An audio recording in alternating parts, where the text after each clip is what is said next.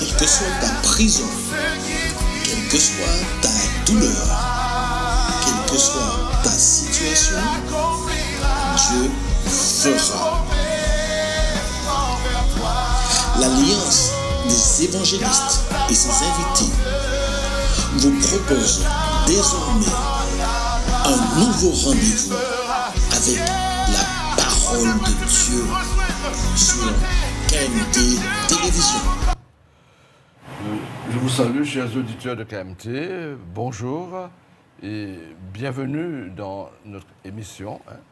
Et sachez que Dieu nous aime et croyez-moi, ce moment est plus qu'important car nous sommes en face de la mort et de la vie. Nous sommes en face de l'éternité.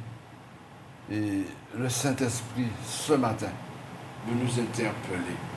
Alors, soyez les bienvenus et laissons-nous interpeller. Parce que nous avons une seule vie à vivre. Et croyez-moi, si nous la ratons, eh bien, l'enfer ne va pas nous rater. Non. Nous sommes tous destinés à la vie éternelle. Puissions-nous le comprendre, le réaliser et rentrer dans notre part de bénédiction dont Dieu désire tant pour nous. Alors, encore, bienvenue. C'est votre serviteur, le pasteur Sylvano.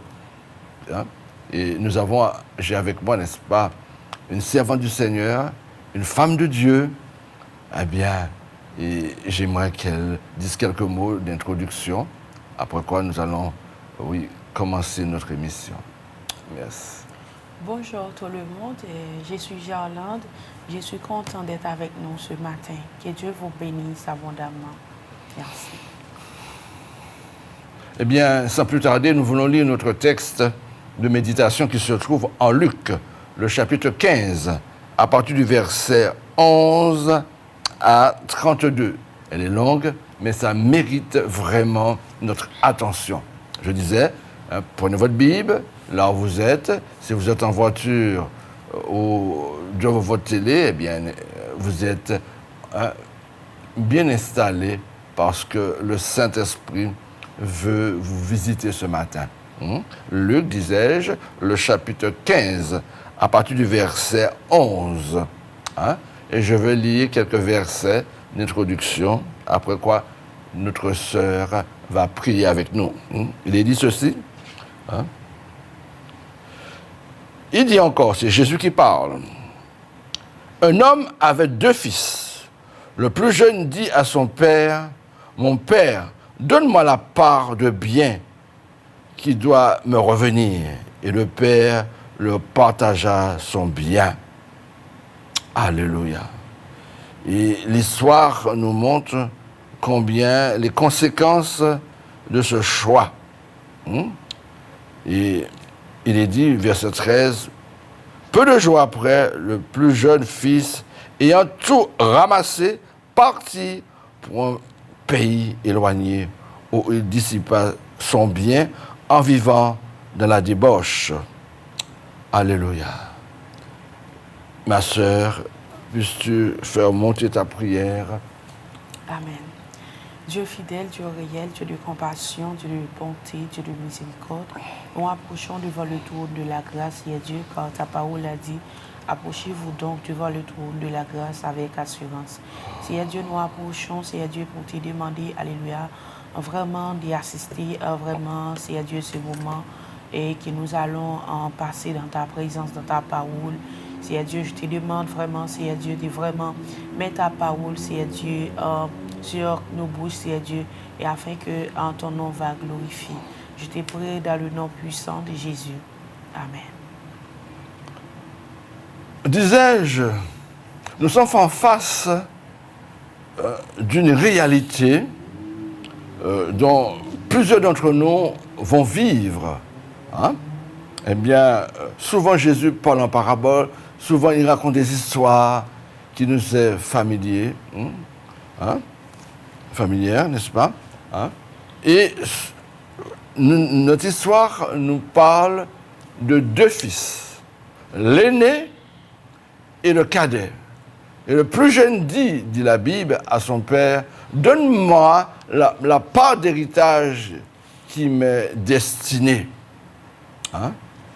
Lorsqu'un fils parle ainsi, croyez-moi, le père peut toujours dire, je ne suis pas mort. Hein? Un héritage se conçoit à partir du moment où les propriétaires sont décédés. Hein? On peut toujours, au préalable, faire un geste, mais on n'est pas obligé. Hein? On n'est pas obligé du tout. Et ce père ira dans le sens du fils pour lui dire, eh bien, ok, d'accord, je te donne ta part d'héritage. Pourquoi? Parce que le père a voulu que le fils fasse son expérience. Aujourd'hui, vous direz à une personne, ne fais pas ça. Hein? Encore, ce n'est pas une bonne chose pour toi. Il semble qu'il faut laisser la personne, hein, eh bien, se brûler, s'il le faut, pour qu'il puisse comprendre que le feu ne joue pas. Eh bien, disais-je, le Père, dans sa sagesse, de la maturité, laissera le Fils faire son expérience. Et la Bible dit, peu de jours après, ce jeune homme va ramasser son bien et partira loin de la maison. Et croyez-moi, s'il est parti avec tout son bien, c'est parce que quelque part, le père a évalué la valeur de son héritage et lui a donné en liquide, pourrait-on dire, en espèces, hein, en argent. Hein. Il est parti avec tout son bien. Hein. Mais la Bible dit tout simplement que ce jeune homme va vivre dans la débauche. Et là, il va perdre tout ce dont il avait. Hein? Il va dépenser tout son bien. Croyez-moi, lorsque vous en avez, on trouve les amis pour vous aider à dépenser votre bien. Vous trouvez vos amis pour pouvoir fêter avec vous. Hein? Ils ne vont pas vous dire, eh bien, faites des économies. Pense à l'avenir. Mais ils sont là pour manger ce que vous avez et après se moquer de vous. Eh bien, ce jeune homme, il me semble, eh bien, il est parti et, croyez-moi, c'était la débauche pour lui. Hein? Les femmes, ils se réveillaient tard. Hein? Tous les jours, c'était la fête. Hein? On se réjouissait sans penser à l'avenir. Hein? Jusqu'au jour où tout avait été dépensé. Et quand c'est ainsi, eh bien, les amis ne sont plus là. Hein? Les amis ne sont plus là. Ils vous ont aidé, vous dépouiller. Hein? Ils étaient contents de manger votre bien. Mais maintenant que vous êtes en difficulté, eh bien, croyez-moi, c'est pas la même chose. Hein? C'est pas la même chose. Hein? La Bible nous dit que ce jeune homme était devenu un débauché. Hein? Il était éloigné des bonnes choses. Il s'était éloigné de ce qui pouvait faire son bonheur. Hein? Il est dit, jeune homme, réjouis-toi dans ta jeunesse. Livre ton cœur à la joie pendant les jours de ta jeunesse. Mais souviens-toi de ton Créateur. Hein? Parce que des jours mauvais peuvent arriver. Et c'est vrai, ces jours mauvais sont arrivés pour ce jeune homme. Hein? Après qu'il ait tout dépensé, après qu'il soit éloigné, très loin de la maison, la Bible dit tout simplement, le lieu dont il était, eh bien, il y avait aussi une famine. Hein? Oui, souvent, lorsqu'on est désobéissant, parce qu'il est dit aussi, honore ton père et ta mère. Les conseils d'un parent sont choses vraiment précieuses. Hein? Mais lorsque, n'est-ce pas, la sagesse s'éloigne de nous, hein? C'est bien le sage Salomon qui pouvait dire, jeune homme, jeune fille, hein? Souviens-toi des conseils des parents. Ils ont fait l'expérience avant toi. Aujourd'hui, ils peuvent te conseiller. Mais tu n'as rien à faire avec les conseils des aînés. Tu veux faire ton expérience. Hein? Et la vie, hein, ne fait pas de cadeau de ce côté. Ce qu'un homme aura semé, il le moissonne. Ce qu'un homme aura semé, il le récolte. Oui, mon ami, hein? Je ne sais pas qui tu es, mais peut-être que tu es parti loin de la maison. Hein? Pourquoi? Parce que hein, les conseils des parents, oui, oh, ce que te disait papa, maman, eh bien, non, ça n'allait pas dans ton sens.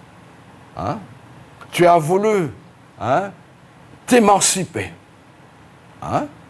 Et les copains, les copines, oh, ces belles jeunes filles, ah oui, tu t'en es régalé avec. Mais aujourd'hui, regarde qui tu es. Regarde ton état. Personne pour venir à ton secours. Je ne sais pas là où tu es parti, si c'est à Paris, si c'est à Barbès, hein? Si c'est, oh, dans un des pays, des villes somptueux, hein? Mais tu as voulu hein, expérimenter quelque chose d'autre. Et maintenant, tu es dans hein, la difficulté. Hein? Personne ne vient à ton secours. Hein? Te voici déjà hein, sur le trottoir. Te voici déjà hein, en train de vouloir mendier même. Oui. Rien en poche. Hein? Et voilà, ta fierté te dit, oh, que dois-je faire? La Bible dit que ce jeune homme, arrivant dans cette région qui était en difficulté, parce que lorsque on est en train de descendre dans la vie, eh bien, croyez-moi, on n'est pas dans le côté le plus agréable. On est dans la descente et dans les profondeurs des ténèbres qui veut nous happer. Hein? Chers amis, jeune homme, jeune fille, toi qui as abandonné l'Éternel pour suivre tes propres voies, hein? Tu es parti loin de la maison. Et personne ne sait où tu es. Hein? Et tu as honte maintenant. La Bible dit que ce jeune homme, il voit un bruit de sauvetage. Et ce bruit de sauvetage, ce n'est pas le luxe. Hein? C'est qu'il y avait une porcherie dans cette ville. Il a demandé du travail, on lui a donné. Hein? Cependant, ce jeune homme, dit la Bible, avait des serviteurs, avait des servantes autour de lui. Aujourd'hui, il est dans une porcherie, désirant manger hein, le repas de ses bêtes. Hein? Regardez et comprenez Il est dit ici, hein, le verset 15 de notre chapitre, il est dit bien, il alla se mettre au service d'un des habitants du pays qui l'envoya dans ses champs garder les pourceaux. Il aurait bien voulu se rassasier des carouges que mangeaient les pourceaux, mais personne ne lui en donnait. Oh! Comprenons que lorsque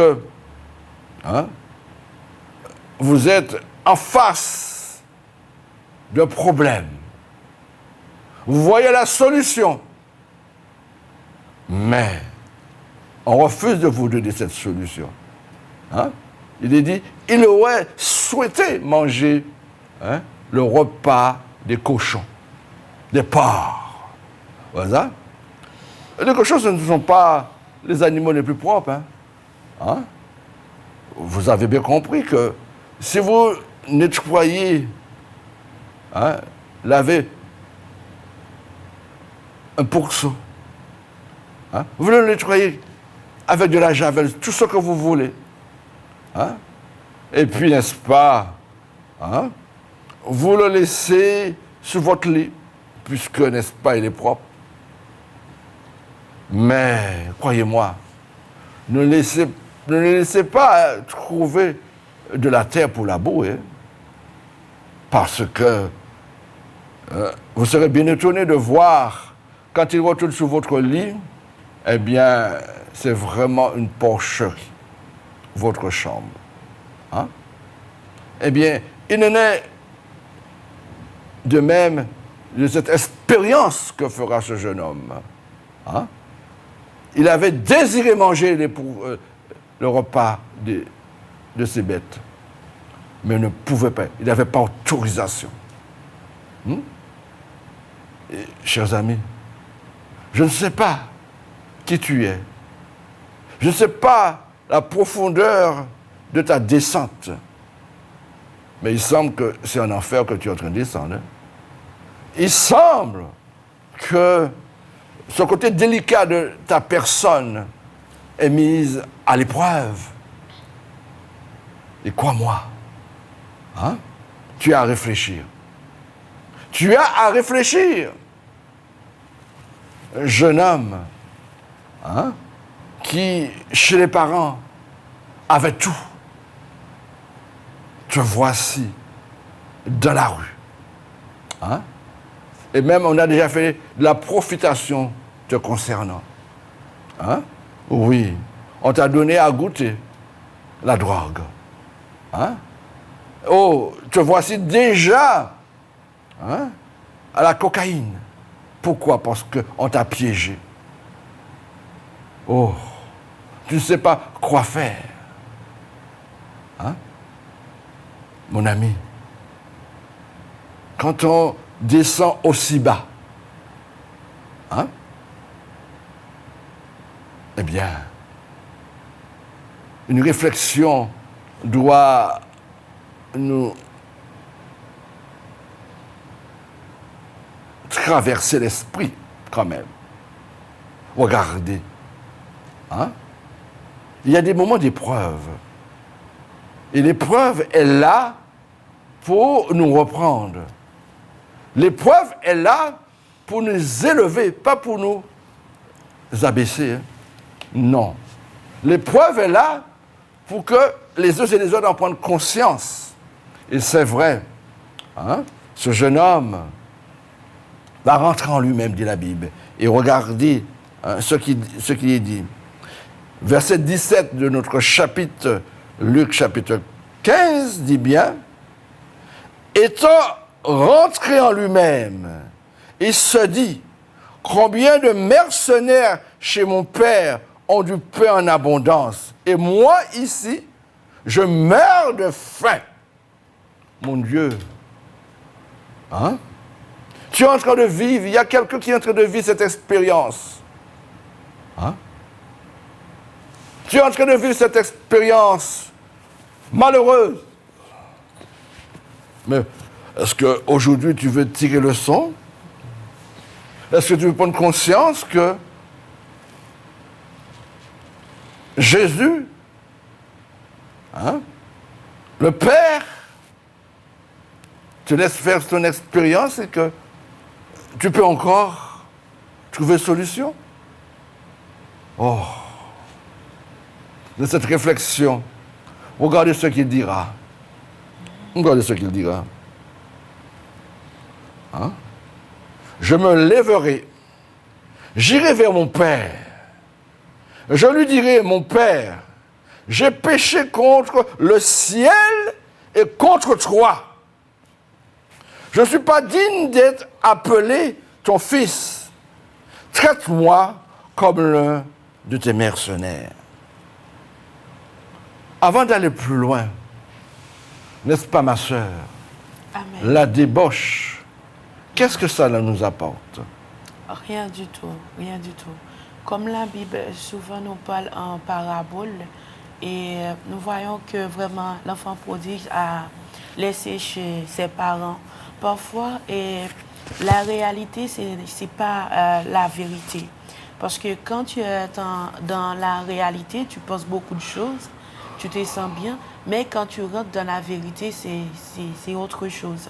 Par exemple, l'enfant prodige a laissé son père, et quand il a rentré dans la vérité, il voit que vraiment, et la valeur de son père, la valeur de la maison de son père. Il y a beaucoup de personnes qui laissent Dieu, qui va dans le monde, qui va dans le en bamboche et tout, mais c'est quand ils ont en train de faire ça qu'ils voient que vraiment l'importance de Jésus-Christ. Donc, quand tu es loin de Jésus, tu te sens un vide, tu te sens vraiment malheureux quand tu es loin de Jésus, quand tu laisses Jésus et tu pars dans le bamboche. Donc, ce matin, je voulais te dire que viens dans la vérité. La vérité, c'est que ton Père t'aime. Le monde ne t'aime pas. Le diable ne t'aime pas. Le diable peut te dire, il y a beaucoup de musique. Le diable peut te dire, il y a beaucoup de plaisir chez moi. Viens vers moi. Et quand tu allais, tu vois que tu n'as pas de la paix. Viens en Jésus et tu auras la paix. Viens en Jésus et tu auras la joie. Viens en Jésus et Jésus va te donner la vie éternelle. Que Dieu vous bénisse. Merci. Oui, hein? Vous voyez combien les choses sont dites, combien l'Esprit de Dieu inspire. Hein? C'est vrai, dans le péché, il y a un moment de plaisir. Après quoi vient plus que tristesse. Dans le péché, il y a un moment de plaisir. Après quoi vient tout ce qu'il y a de désagréable, mon ami. Hein? C'est vrai que ce jeune homme, hein, il avait tout pour être heureux, mais il a voulu faire son expérience. Et en faisant cette expérience, il va tomber très bas. Je te dis, mon ami, je ne sais pas qui tu es. Qu'est-ce que la drogue a fait de toi? Qu'est-ce que la prostitution a fait de toi? Qu'est-ce que les amis ont fait de toi? Ces amis qui ne t'aiment pas. Oh, on ne choisit pas ses frères, mais on choisit ses amis. Nos frères viennent, soit on est né avant eux, ils sont nés avant nous, mais les amis, on les choisit. Et crois-moi, mon ami, tu as regardé et tu as fait le mauvais choix. Laisse-moi te le dire. Tu as fait le mauvais choix.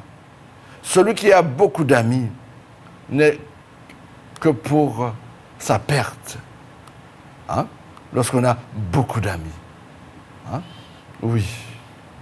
Et autour de toi, la jalousie a régné. On t'avait vu, un fils à papa. On t'avait vu, une fille, bien. Mais ces amis-là, qu'est-ce qu'ils voulaient de toi? Ils voulaient que simplement prendre ce qu'il y a de meilleur chez toi. Ils ne peuvent rien t'apporter. Le monde ne peut rien t'apporter, mon ami.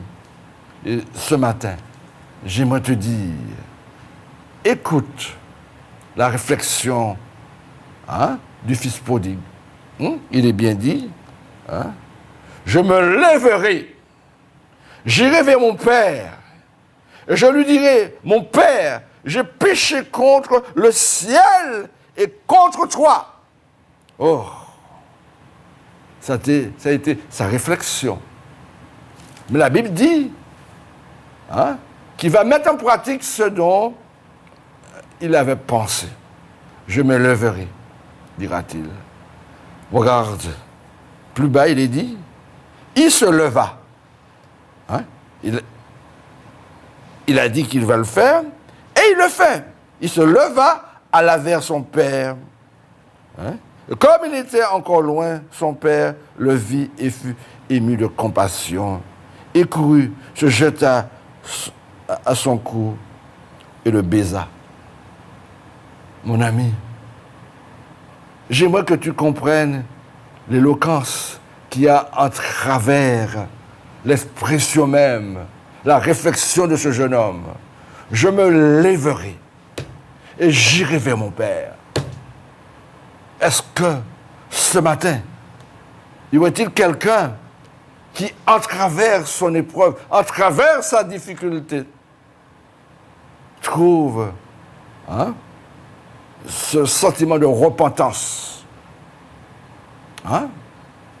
Est-ce que ce matin, y aurait-il quelqu'un qui est prêt à lâcher prise, à lâcher cette vile manière de se comporter, à rebousser chemin, parce que c'est vers la mort que tu vas, mon ami.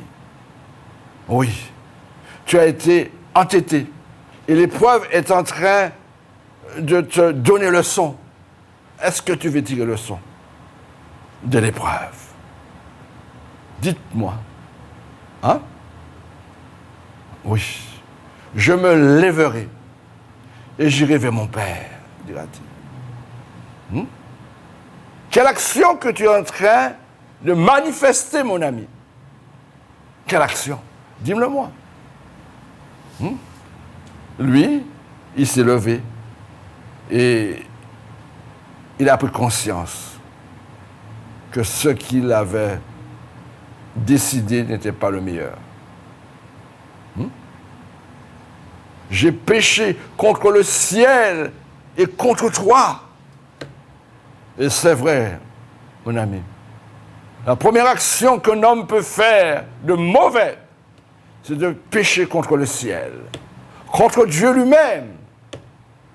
Car le péché, oui, cette transgression, oui, n'est autre que d'accepter, encore de refuser les bonnes choses que Dieu a pour soi, pour choisir les mauvais.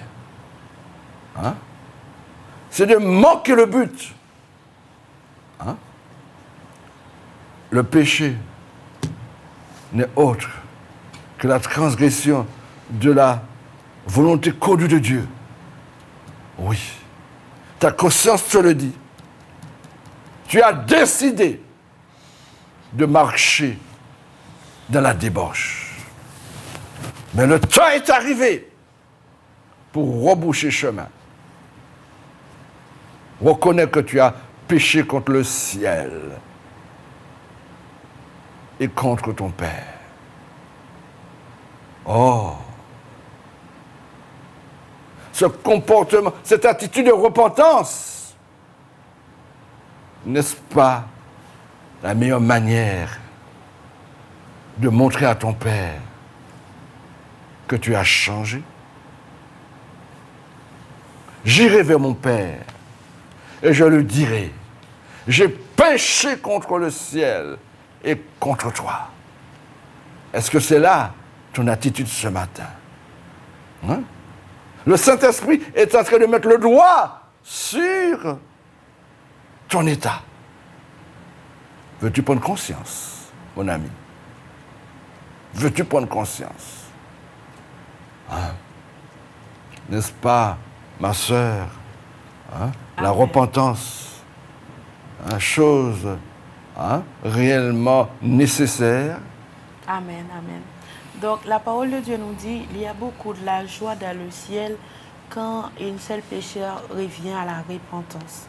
Donc nous voyons que vraiment quand l'enfant prodigue allait chez son père, et son père a dit à les gens qui habitent chez eux, il a dit, va prendre les animaux qui est plus bon pour lui, pour que nous puissions manger ensemble pour faire des fêtes. Donc il y a beaucoup de fêtes, il y a beaucoup de la joie dans le ciel quand une seule personne vient à la repentance. Donc je voulais te dire que ce matin, si vous voulez vraiment, vraiment mettre la joie dans le cœur de Dieu, viens vers lui. Acceptez Jésus comme ton sauveur personnel. Acceptez-lui comme ton guide. Acceptez Jésus comme ton conseiller. Acceptez Jésus comme ton berger. Et là, vraiment, Dieu aura la joie dans son cœur. Que Dieu vous bénisse. Merci. Alléluia. Merci Seigneur. Alléluia. Oh, entendez bien, il est bien dit que cet homme, il était perdu.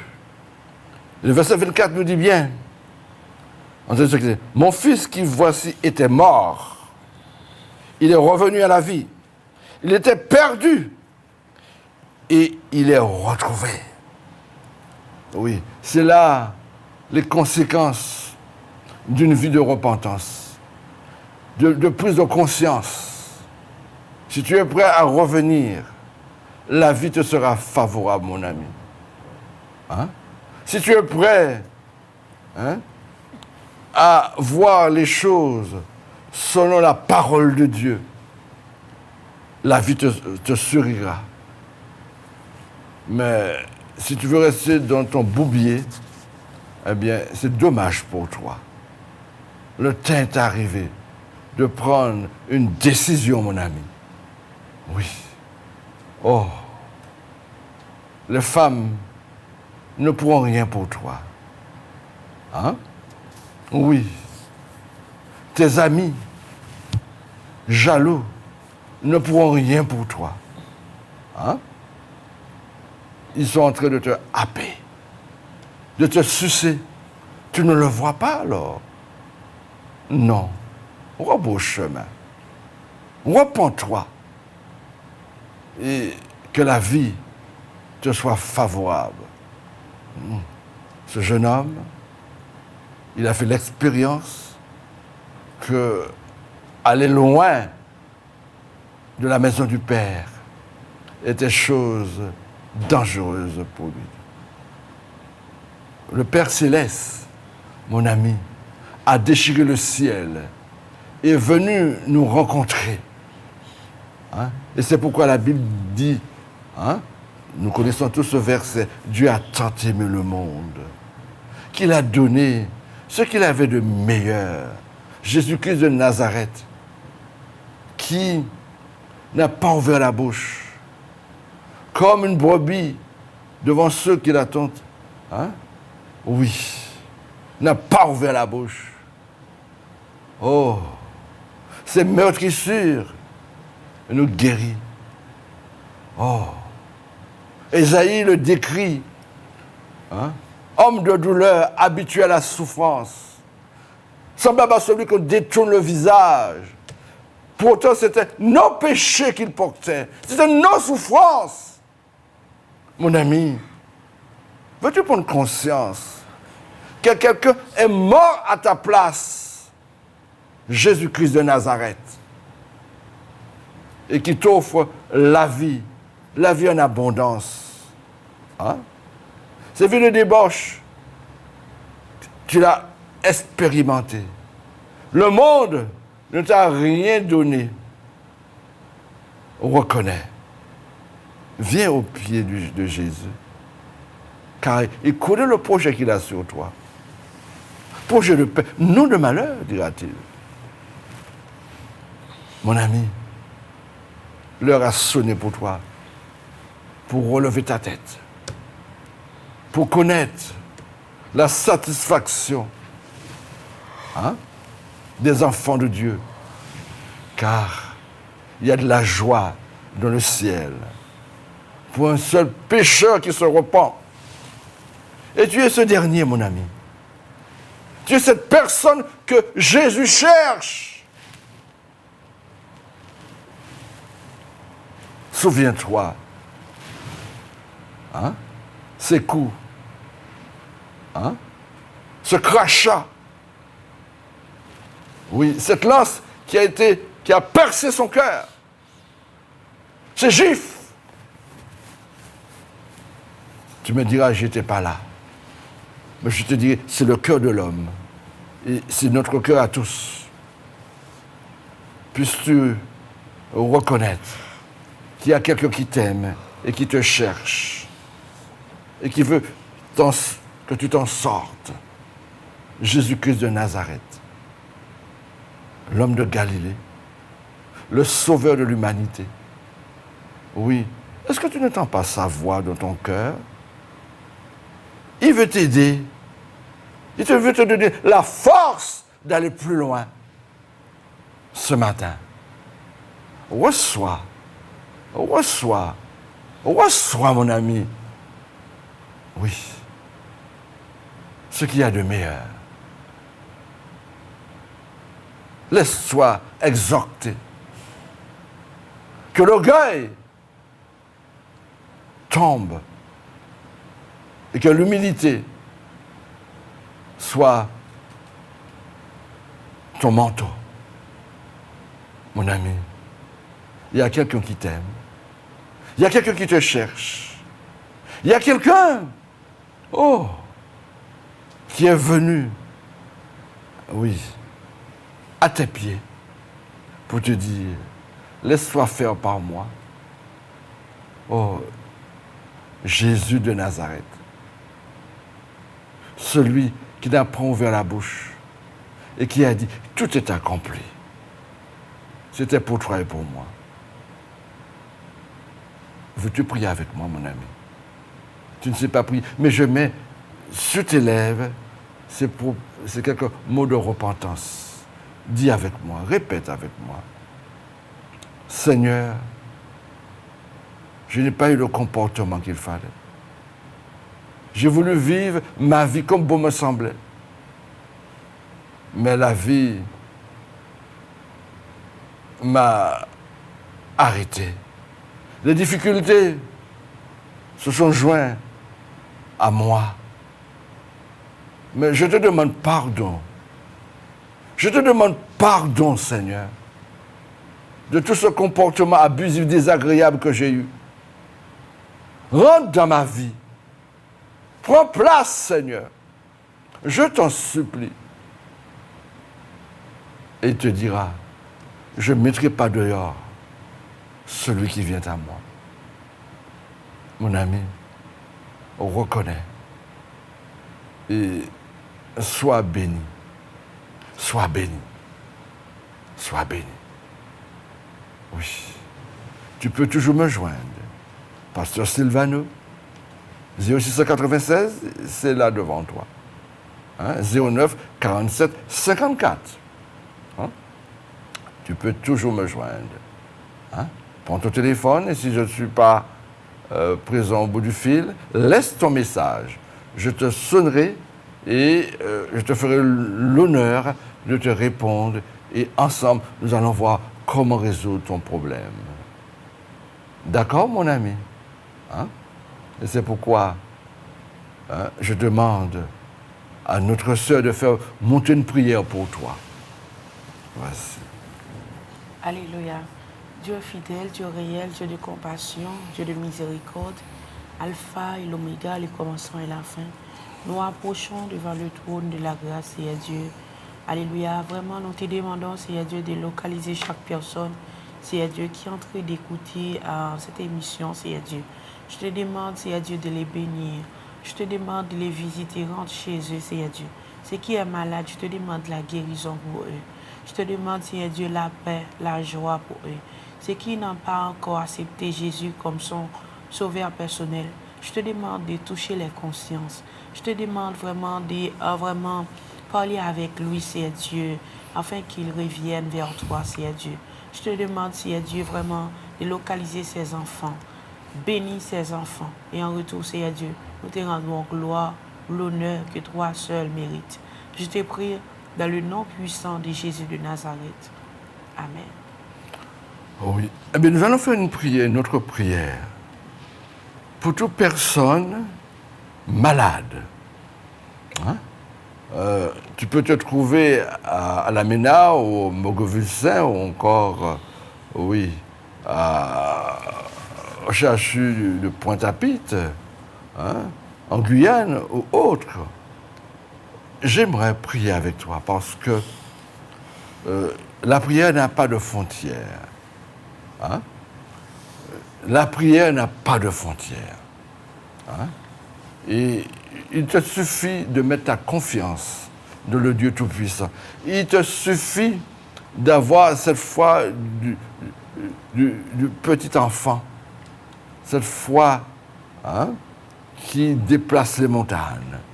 Parce que tu sers un Dieu Tout-Puissant, bien que tu as une petite foi. Hein? Eh bien, j'aimerais prier avec toi.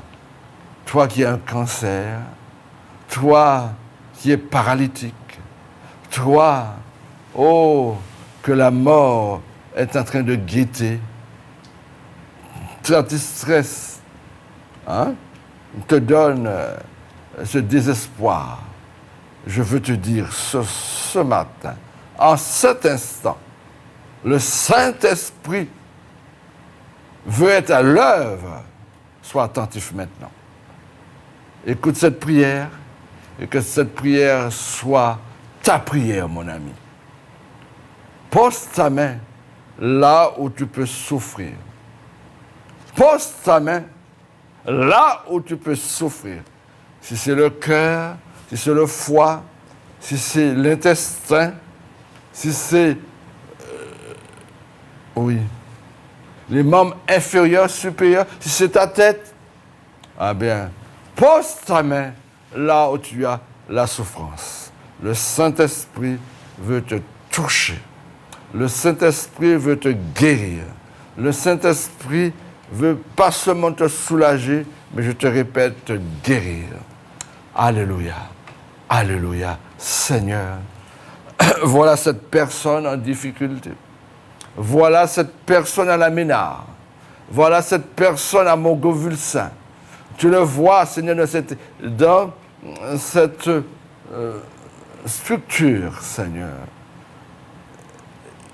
Père, dans le nom de Jésus, là où il a posé sa main, touche, Seigneur, touche notre Dieu, touche notre Père, dans le nom de Jésus, reçois bien-être, reçois guérison, reçois ce qu'il y a de meilleur.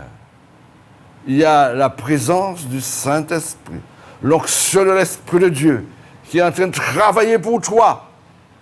Pose ta main, mon ami. Pose ta main. Au nom de Jésus, reçois guérison, reçois bien-être, reçois dans le nom de Jésus, dans le puissant nom de Jésus. Merci Seigneur, merci notre Dieu d'être en train de travailler pour les uns et les autres. Mon ami, oui, oh, tu ressens cette présence. Je me souviens,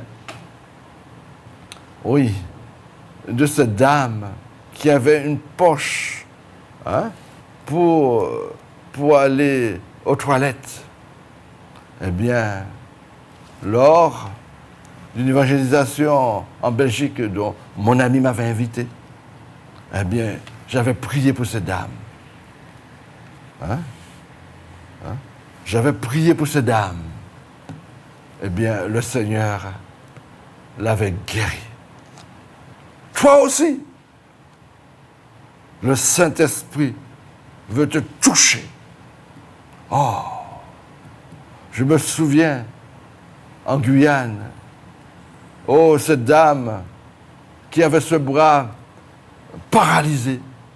Il m'a suffi simplement, de la grâce de Dieu, de toucher son bras et que cette paralysie est partie tout de suite.